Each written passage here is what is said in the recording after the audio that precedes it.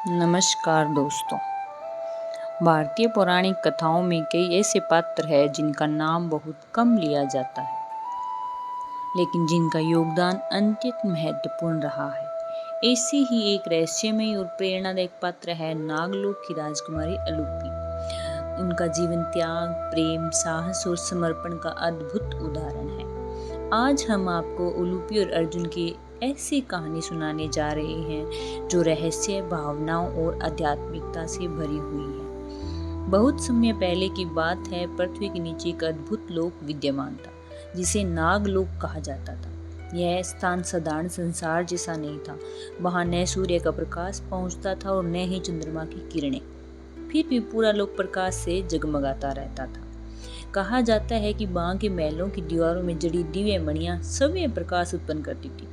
सोने और रत्नों से बने विशाल भवन, सुंदर उद्यान और अद्भुत जलाशय उस लोक की शोभा बढ़ाते थे। नागलोक में रहने वाले नाग केवल सर्प नहीं थे, वे इच्छा अनुसार मानव और नाग दोनों रूप धारण कर सकते थे। उनके पास विशेष ज्ञान, अद्भुत शक्तियां और गुप्त विद्याएं थी। उसी नागलोक में एक महान राजा राज्य करते थे जिनका नाम पूर्व्य था। वे न्यायप्रिय और बुद्धिमान शासक माने जाते थे। उनकी एक पुत्री थी जिसका नाम था उलूपी।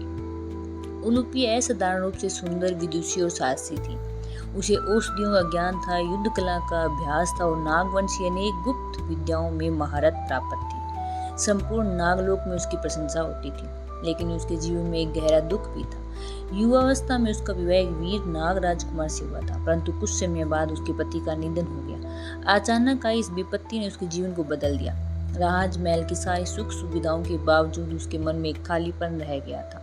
समय बीतता गया, लेकिन उलूपी का जीवन पहले जैसा नहीं हो पाया। इधर पृथ्वी लोक में महाभारत काल की घटनाएं चल रही थी।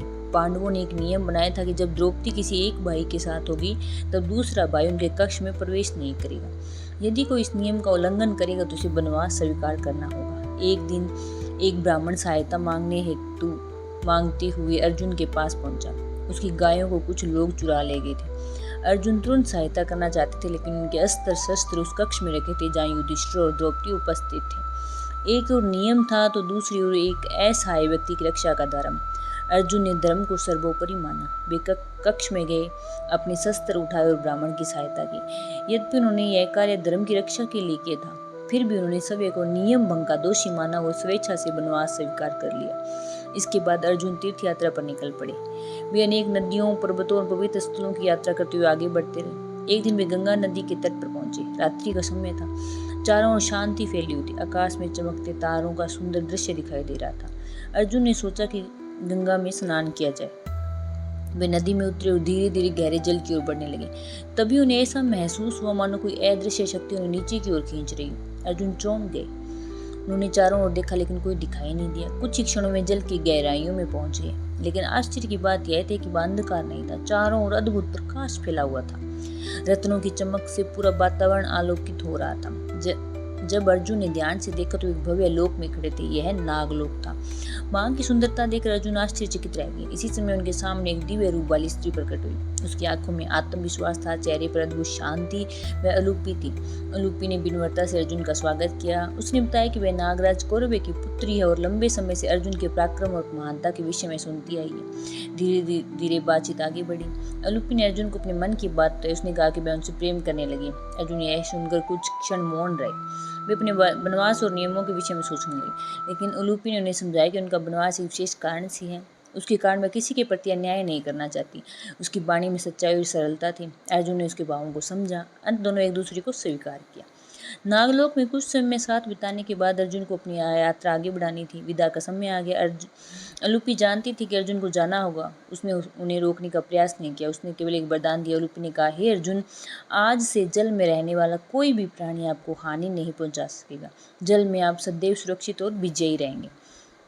अर्जुन ने कृतज्ञता के साथ उसका आभार व्यक्त किया। फिर वे नागलोक से पृथ्वी लोक की ओर लौट गए। अलूपी उन्हें जाते हुए देखती रही। उसके मन में प्रेम था, लेकिन साथ ही त्याग भी था।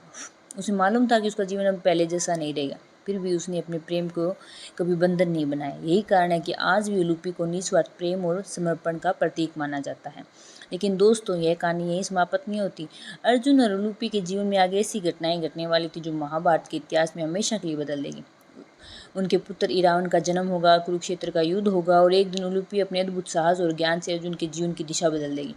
इन सभी रोमांचक घटनाओं के बारे में हम जानेंगे अगले भाग में। जय श्री कृष्ण।